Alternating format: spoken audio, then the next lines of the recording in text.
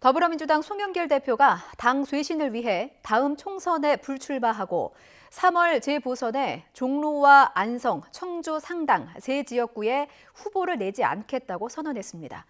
민주당의 쇄신안에 대해서 국민의힘은 진정성이 의심된다면서 정치개혁을 하려면 대장동 특검부터 받으라고 비판했습니다. 국회 취재기자 연결해서 자세히 들어보겠습니다. 조성호 기자. 네, 국회입니다. 민주당의 송영길 대표, 예정에 없던 기자회견을 자청해서 당 쇄신 방안을 발표했는데요. 어떤 내용입니까? 네, 민주당 송영길 대표는 오전에 기자회견을 열고 다음 총선에 나오지 않겠다고 선언했습니다. 9개월 동안 무능한 개혁과 내로남불, 오만을 지적하는 국민의 질책을 달게 받아들인다며 국민이 요구하는 자기혁신과 기득권 내려놓기를 통해 정치의 본영, 기본으로 돌아가겠다며 당 쇄신 방안을 발표했는데요. 동일 지역구 국회의원 연속 3선 초과금지 조항의 제도화, 대선과 동시에 열리는 국회의원 재보선 종로와 안성, 청주 상당구 세 곳의 무공천, 윤미향, 이상직, 박덕흠 의원 제명안의 신속한 처리 등을 추진하겠다고 밝혔습니다. 송 대표 기자회견 내용 들어보시죠.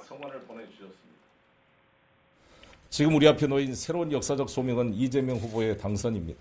이재명 후보가 대통령이 되어야 대한민국이 제대로 앞으로 나갈 수 있습니다. 저 자신부터 모든 기득권을 내려놓고 이재명 정부 탄생의 마중물이 되겠습니다. 이재명 후보는 기자들과 만난 자리에서 3선 연임 초과 제한은 신진 정치인에게 기회를 준다는 점에서 정치 개혁을 위해 해야 할 일이라 생각한다며 환영의 뜻을 밝혔습니다. 다만 송 대표의 거취 문제는 사전에 알지 못한 것으로 알려졌는데 안타까움을 드러냈습니다. 이 내용도 들어보시겠습니다. 정치인에게 국회의원직이란 정말로 중요한 거의 전부라고 해야 됩니다. 그걸 이제 포기하시겠다고 하니까 제가 좀 마음이 많이 이렇게 개인적으로는 참 안타깝다는 생각이 들었습니다. 당내에서는 청년 정치인들을 중심으로 환영 입장을 밝혔는데요. 장경태 의원이 이끄는 정당혁신위원회는 국회 기자회견에서 송 대표의 결단을 환영한다면서 실천의 모습을 민주당이 보여달라고 당부했습니다. 그러면서 3선 연임 초과 제한을 당론으로 채택해 국회 정치개혁특별위원회에서 논의하기 바란다고 덧붙였습니다. 대표적인 586 정치인인 우상호 의원도 SNS 글을 통해 지난해 총선 불출마를 선언한 약속을 반드시 지키겠다면서 자신들이 비운 자리에 훌륭한 젊은 인재들이 도전하길 바라며 적극적으로 돕겠다고 밝혔습니다. 송영길 대표의 결단이 앞으로 다른 다선 의원들 동참으로 이어질지도 주목됩니다. 특히 세 개 지역구 재보선에 공천하지 않겠다는 것과 관련해서 국민의힘의 반응은 어떻습니까? 네, 일단 국민의힘 윤석열 후보는 송영길 대표의 쇄신안에 대해 진정성을 국민이 판단할 거라고 했습니다.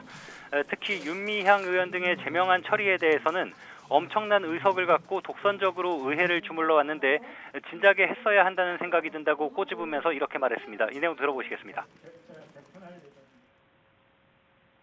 제가 구체적인 걸 좀 판단해서 드릴 말씀은 아닙니다만은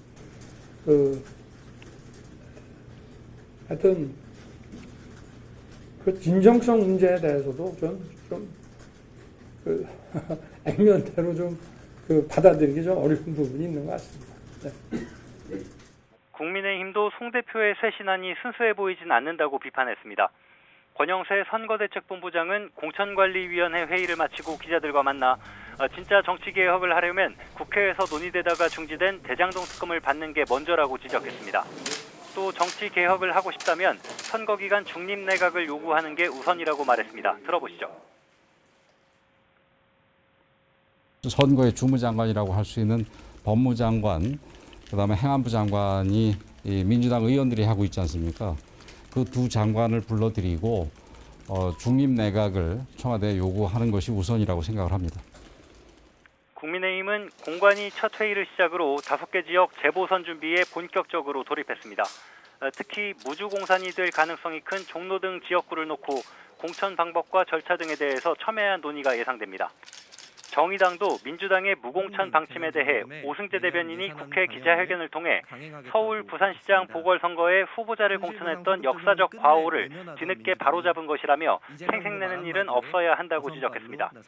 국민의당 안철수 후보도 민주당이 책임 소지가 있는 곳에 공천하지 않은 건 너무나도 당연하다면서 국민의힘도 자신들 잘못으로 생긴 지역구에는 후보를 내지 말아야 한다고 강조했습니다.